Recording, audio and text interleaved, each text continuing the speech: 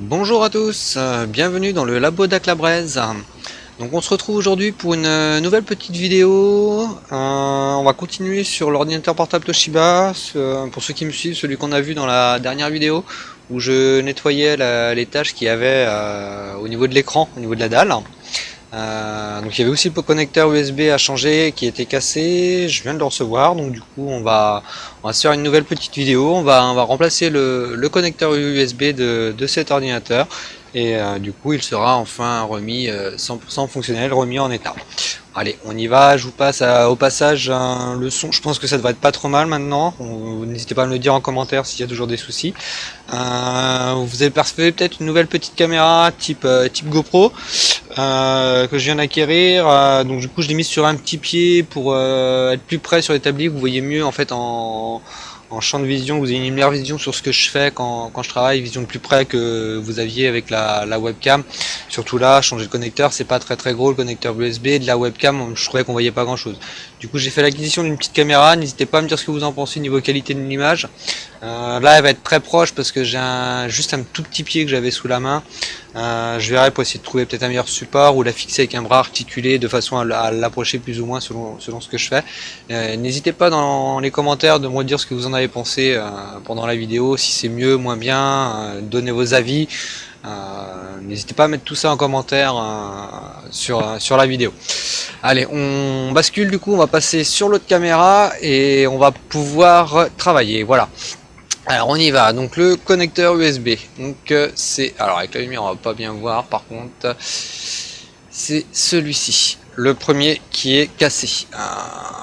On n'aperçoit pas avec les contre-jours de lumière, hein, mais il n'y a plus les pattes à l'intérieur, la petite lamelle plastique, enfin tout est cassé, tout est arraché, il n'y a plus rien, donc vraiment tout est à refaire, tout est à changer.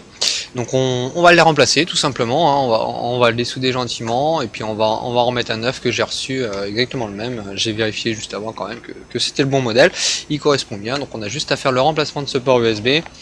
Donc remplacement du port USB, de PC portable, c'est pas très compliqué à faire. Ce qui peut être un peu chiant, c'est que c'est des soudures d'origine qui sont faites avec de la soudure sans plomb, donc besoin de chauffer un peu plus dur pour faire fondre l'étain et faire sortir et enlever le connecteur. Deuxième inconvénient, je vais essayer de vous montrer. Hop, je prends un petit outil pour vous montrer. Ah. Donc les soudures, donc le port USB, c'est celui-ci qu'on doit remplacer. Donc on a les deux pattes de chaque côté qui font la fixation du port USB en lui-même et qui font masse. Et on retrouve du coup les connecteurs, les quatre connecteurs ici, le plus, le moins, et puis le data.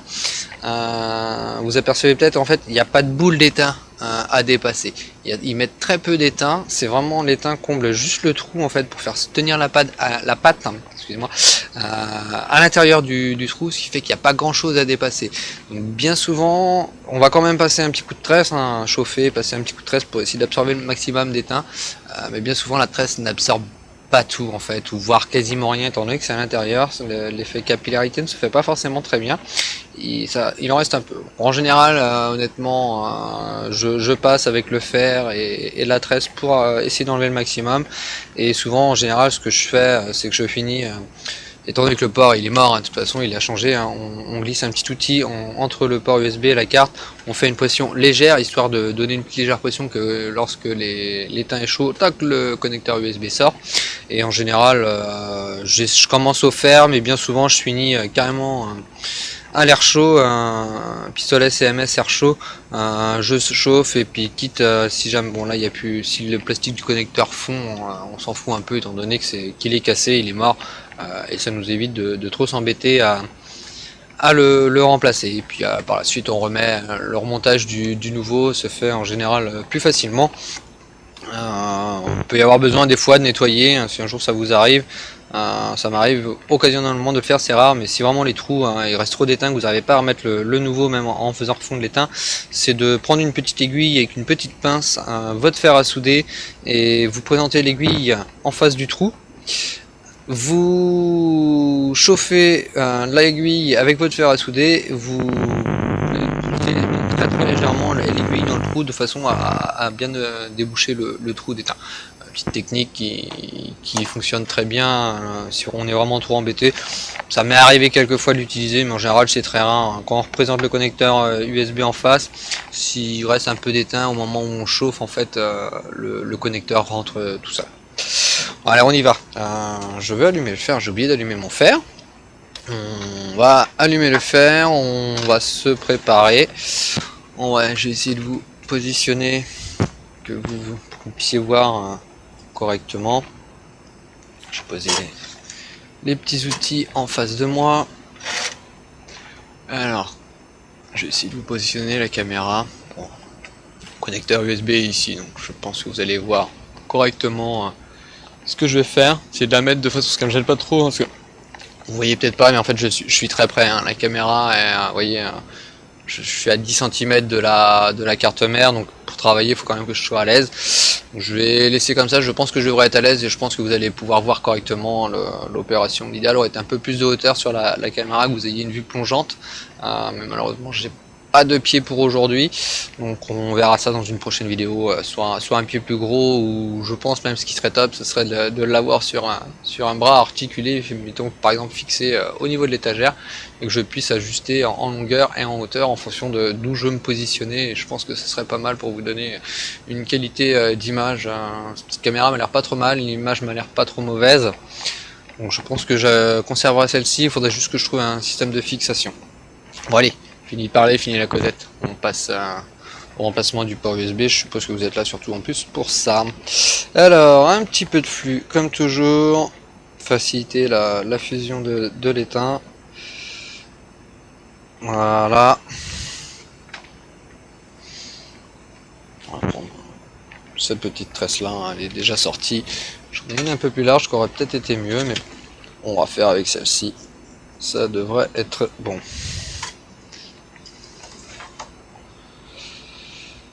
Allez. Bon, alors j'ai pris une grosse panne là pour faire ça. Grosse panne plate. Ça va être un peu plus pratique. Ça fait à peu près, pas tout à fait les 4 connecteurs qu'il y a, mais elle fait au moins elle en fait au moins 3 en même temps. C'est pas mal, ça permet de les chauffer en même temps les uns et les autres.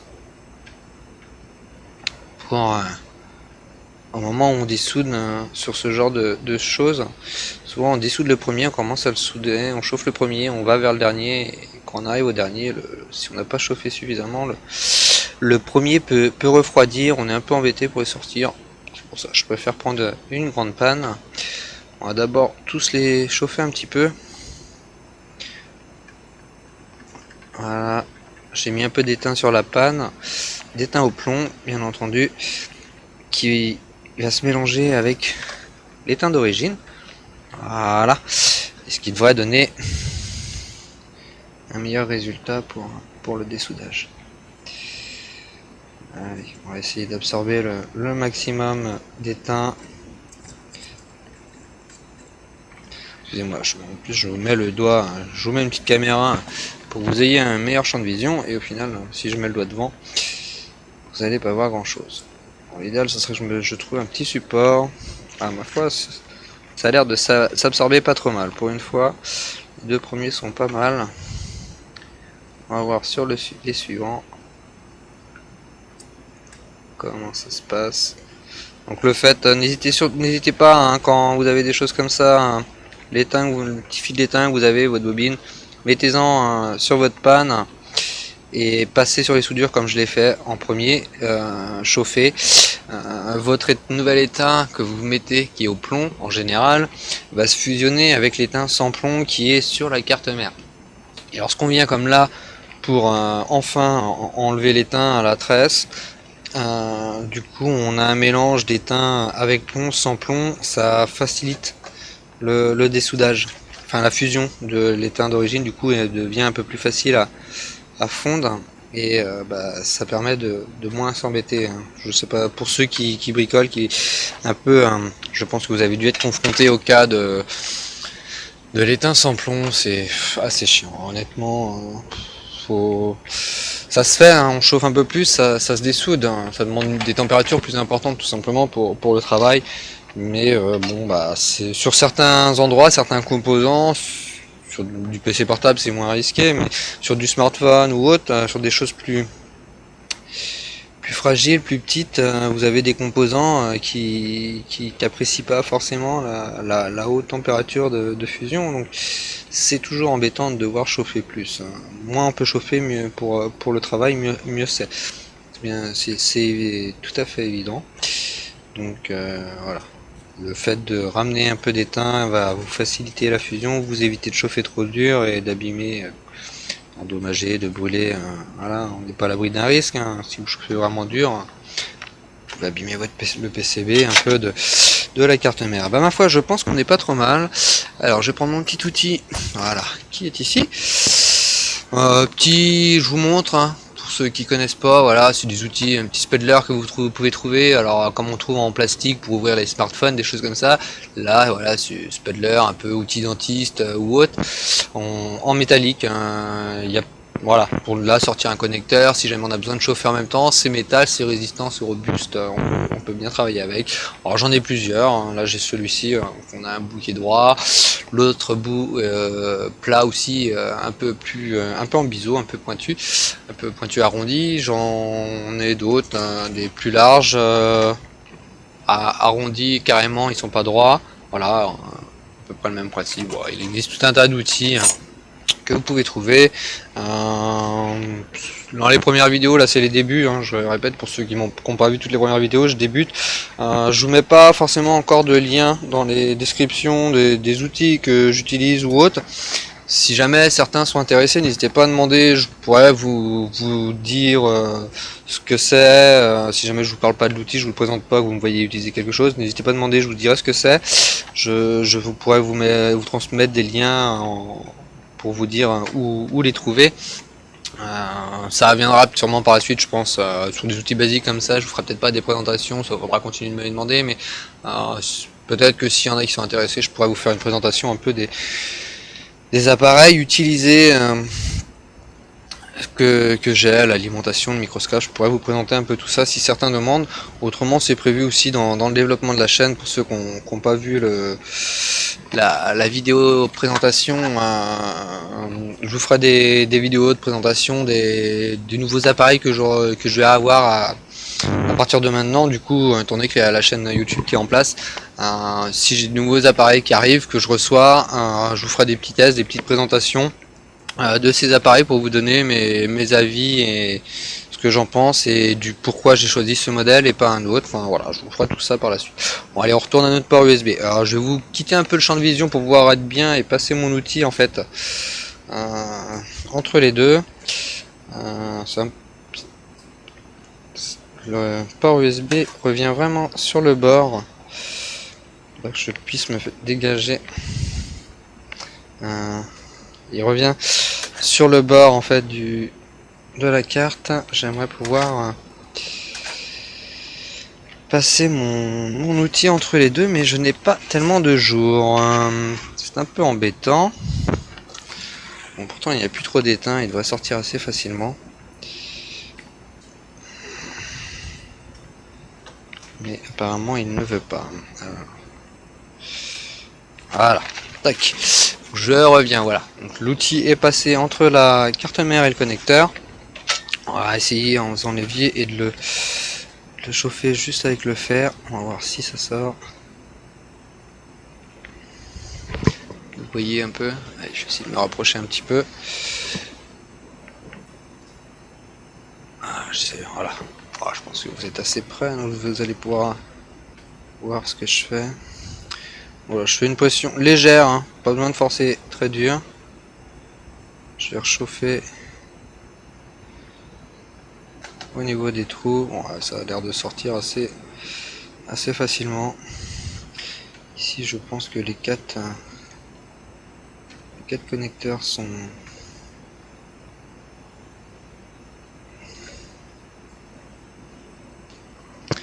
sortis. J'ai mon outil qui s'est enlevé quand la première patte s'est déclipsée.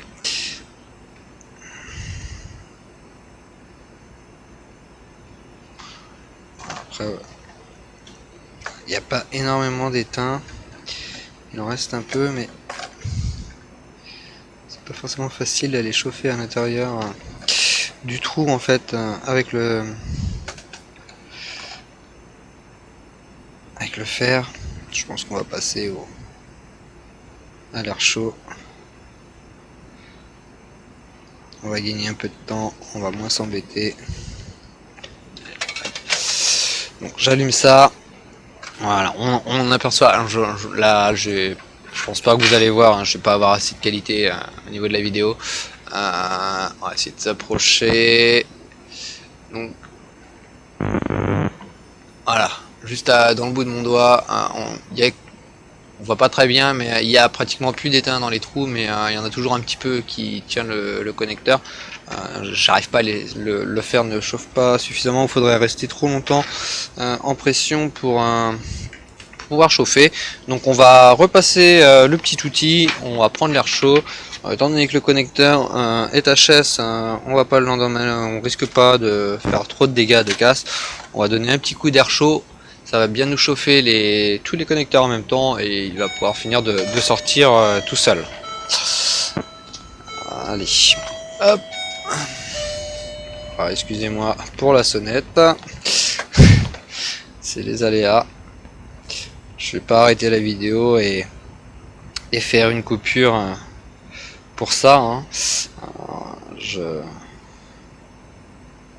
verrai par la suite ce que c'est.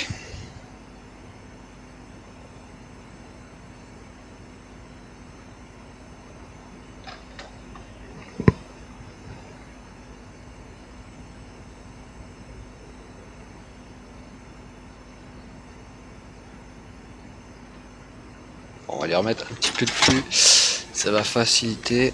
Il n'a pas l'air de vouloir sortir ce petit connecteur USB. Voilà.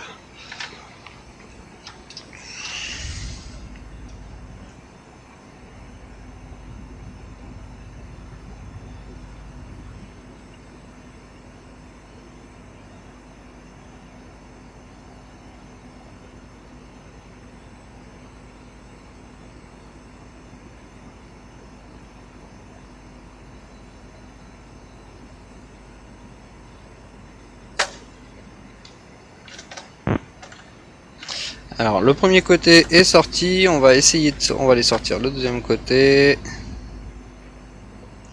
Faudrait pas tarder à venir. Jamais forcer trop, hein, toujours la pression c'est légère. Hein. Vous mettez le levier, vous faites une légère pression pour que ça aide l'objet à sortir.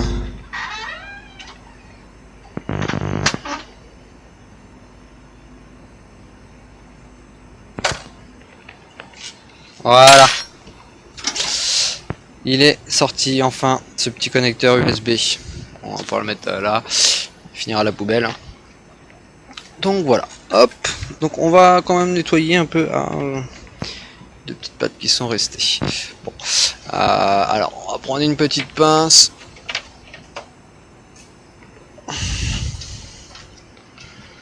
Et on va réchauffer un petit peu.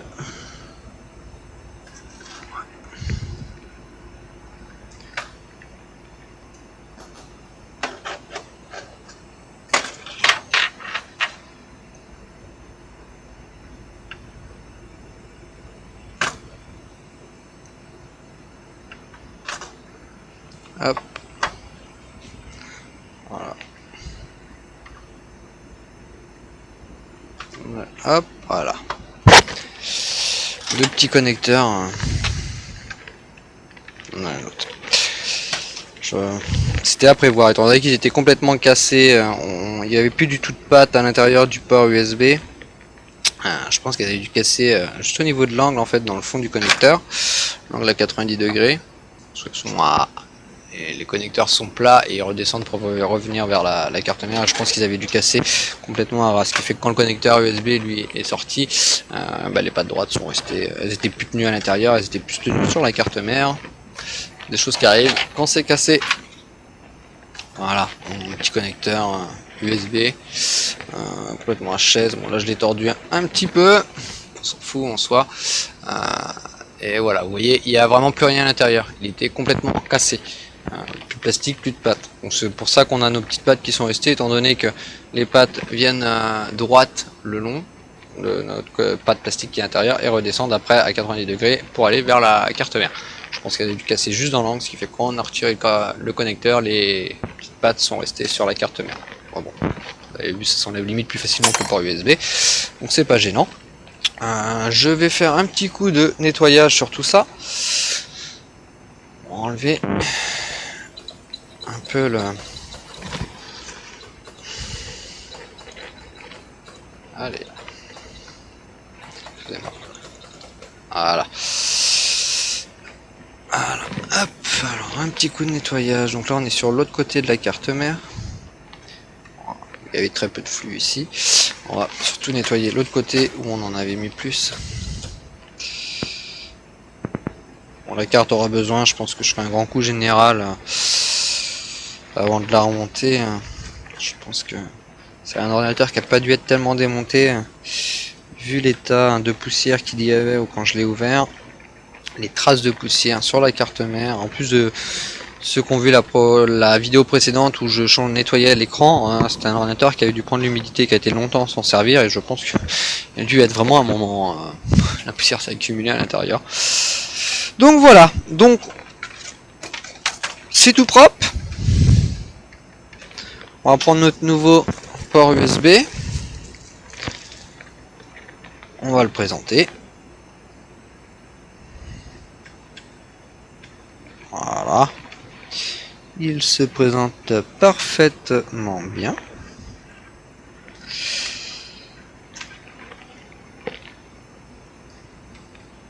Alors, voilà, légèrement.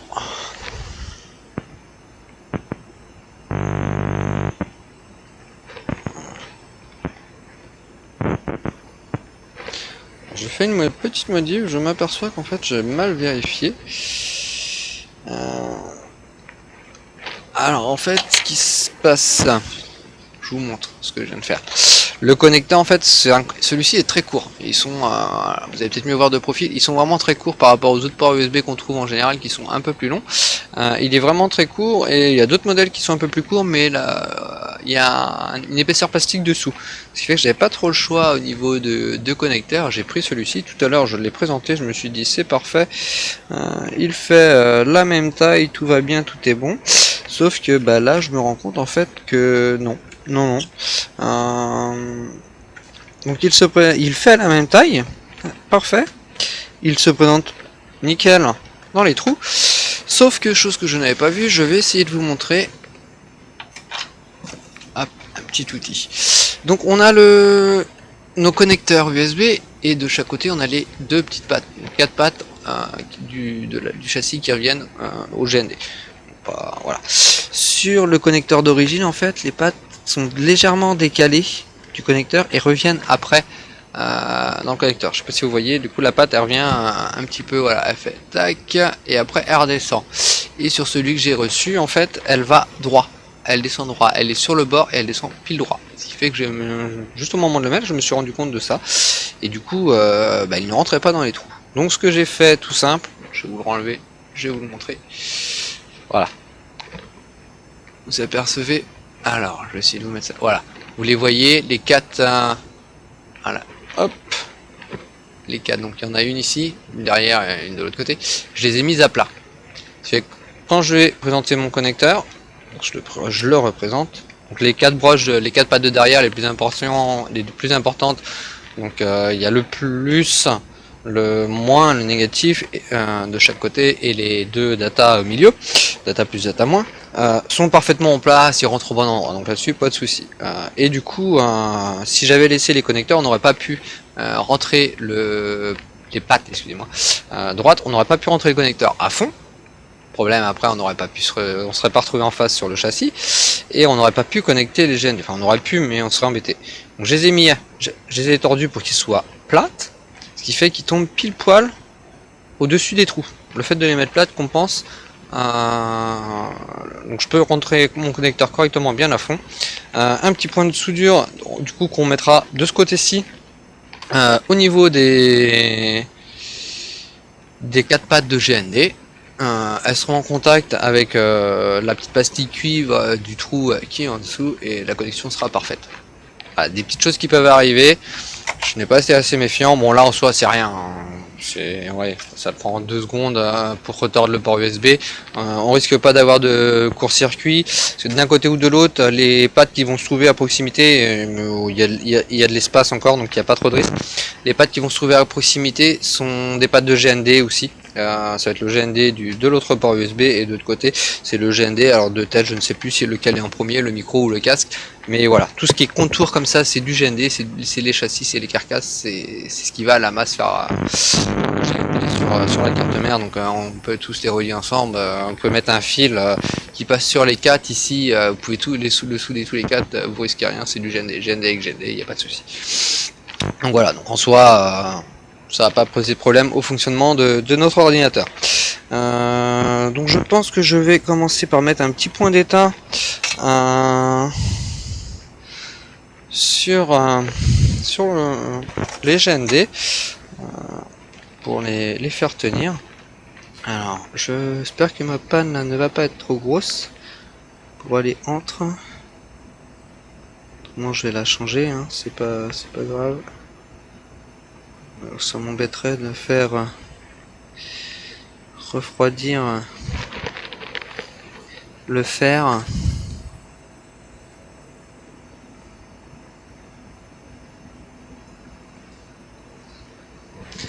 Alors excusez-moi, du coup vous voyez pas grand chose.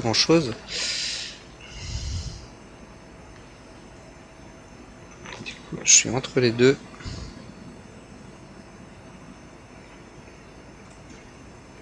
Ça va pas être pratique pour vous donner un beau champ de vision. Voilà. Le premier est mis en place.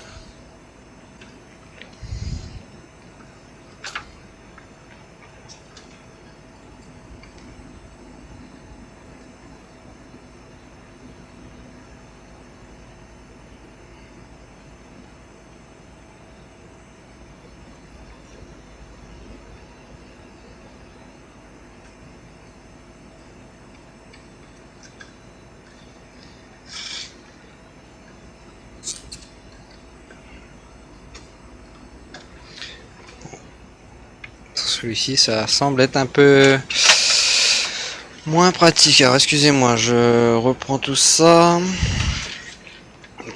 Celui-ci, excusez-moi, je vais le tourner dans, vous n'allez pas voir, mais pour être à l'aise, je vais me mettre dans l'autre sens. Vous n'allez pas voir grand chose pour ces deux-là. Mais bon, pourtant c'est quand même que ce soit fait correctement.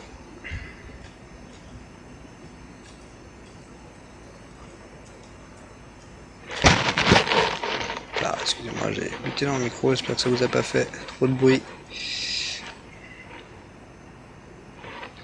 Je vais mettre de l'étain sur la panne et de venir chauffer. Voilà. L'espace est assez restreint, du coup c'est vrai que c'est pas pratique. Donc voilà, donc on va retourner tout ça et on va pouvoir revenir mettre de l'étain sur nos pattes. Alors, on va les chauffer, on va les faire un par un. En général j'en remets un peu plus, moi ça risque de border peut-être un petit peu, ça peut faire une petite boule, mais c'est pas gênant. Faut vérifier après que vous ayez rien en dessous de la carte mère qui puisse faire contact. Dans certains ordinateurs vous avez qui se touchent pas les uns aux autres bien sûr, que les 4 pads ne se mettent pas en contact, étant donné que là ça provoquerait un court-circuit. Voilà, pas trop mal. Je vais remettre un petit peu.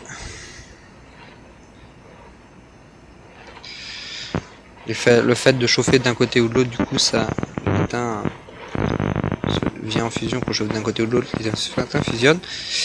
Ça peut-être me... Là, on le voit, l'étain, c'est celui que j'ai remis du coup tout à l'heure par l'autre côté qui est descendu dans les trous. Puis, je suis en train de faire n'importe quoi, je suis parti souder en fait sur le mauvais. Certains l'ont peut-être remarqué. Je me disais, il y a beaucoup d'éteintes qui s'est remis finalement. En général, il n'y en a pas autant.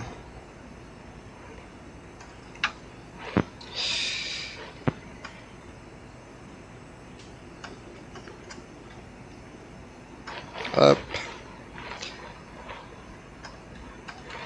Bon, l'avantage c'est que dans mon erreur, l'autre port USB en tout cas, on est sûr qu'il sera bien soudé. Il ne bougera pas.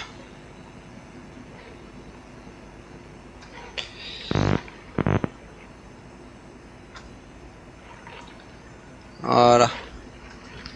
4 belles soudures. Je refais propre quand même ce que j'ai fait.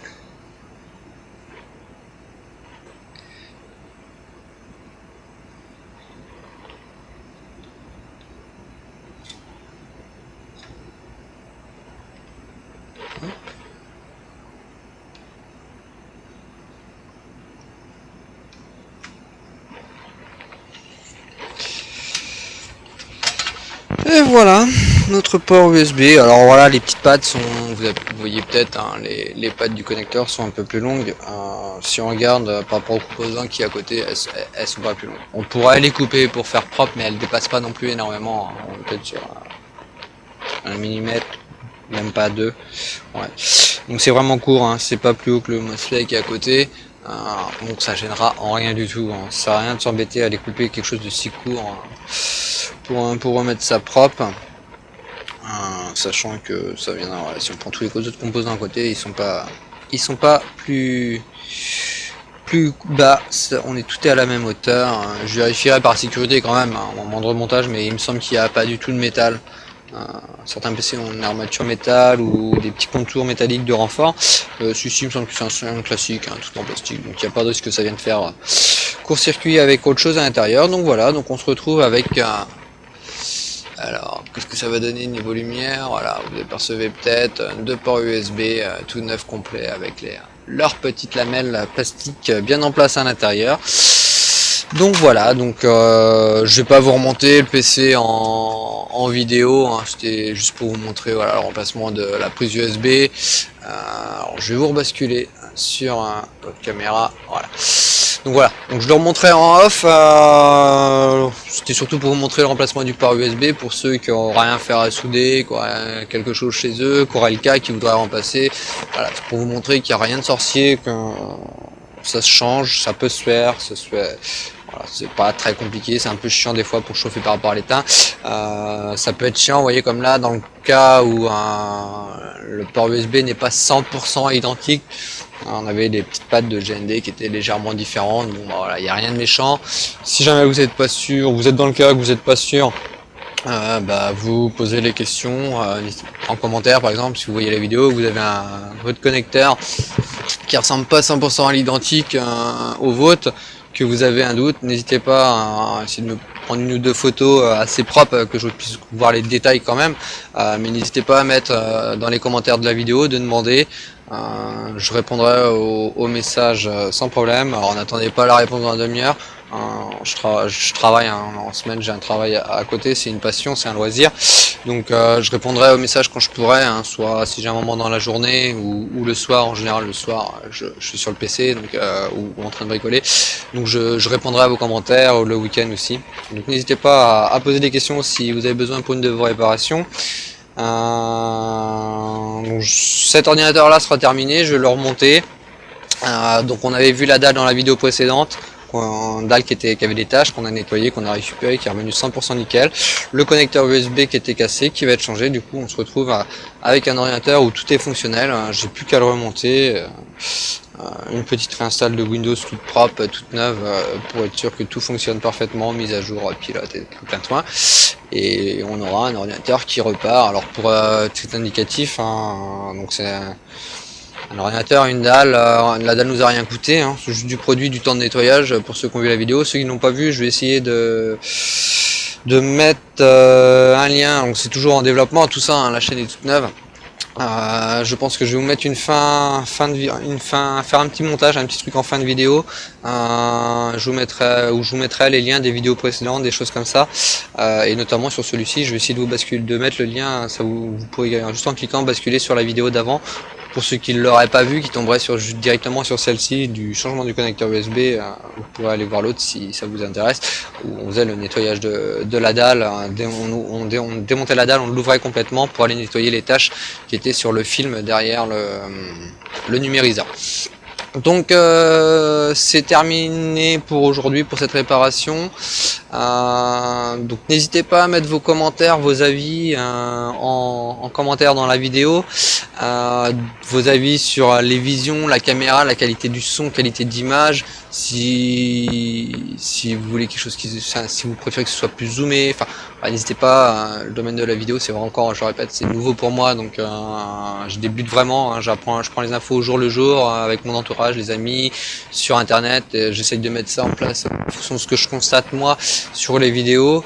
Vous, avec un œil extérieur, vous avez peut-être d'autres choses que vous voyez que je ne vois pas, donc n'hésitez pas à dire ce que vous remarquez en commentaire, donnez vos avis, vos conseils si vous êtes, certains d'entre vous sont peut-être déjà des youtubeurs, n'hésitez pas à donner vos avis si vous avez envie de m'aider, de me soutenir, n'hésitez pas en commentaire ou à me contacter. N'hésitez pas à mettre un petit j'aime, à vous abonner à la page si vous voulez être informé des nouvelles vidéos à venir. Pour l'instant, je pensais pas pouvoir sortir des vidéos aussi fréquemment, ce que je disais dans la vidéo présentation. Actuellement, ça se passe bien. Vous voyez, comme là, il y a une petite caméra qui est arrivée aujourd'hui. Tout ça c'est un projet, le micro, si le son est bon, reste bon, pour moi ça me semble correct. Pas d'investissement micro à faire dans l'immédiat, je pense que je vais m'axer sur un peu tout ce qui est système caméra, comme là je suis bien, donc j'en ai une sur le pied que je vais peut-être remplacer, une ou deux disposées au niveau de l'établi, plus le microscope, ce qui fait que j'ai tout qui reste branché en permanence, donc du coup dès que j'en suis une petite réparation, je vous lance la petite vidéo en même temps, et voilà, ce système me permet de vous sortir des vidéos assez rapidement, assez régulièrement on va dire, plus que ce que je pensais, puisqu'en fait finalement dès que j'ai une réparation à faire, j'enclenche le tout, je lance OBS sur le PC, les caméras sont connectées et c'est parti, je fais ma réparation, je fais mon travail en même temps.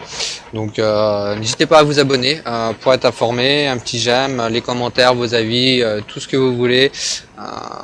Vos demandes, je l'avais dit dans la vidéo présentation, je l'ai pas répété dans les 2-3 autres vidéos qu'il y a eu. Si vous avez des idées de sujets qui vous intéresseraient en vidéo, n'hésitez pas. Si j'ai ce qu'il faut à disposition, si vous me demandez une panne quelconque, comment la résoudre, comment on peut faire ou autre, si c'est une panne que j'ai chez moi, je pourrais la faire en vidéo, justement, vous montrer comment faire. Voilà, donc n'hésitez pas à faire vos propositions de sujets de vidéo, vos idées de ce que vous aimeriez, enfin tout ce que vous voulez dire, n'hésitez pas, il y a les commentaires juste en dessous, mais ils sont là pour ça, n'hésitez pas à mettre ce que vous voulez. Et sur ce, je vous souhaite une bonne journée et à bientôt.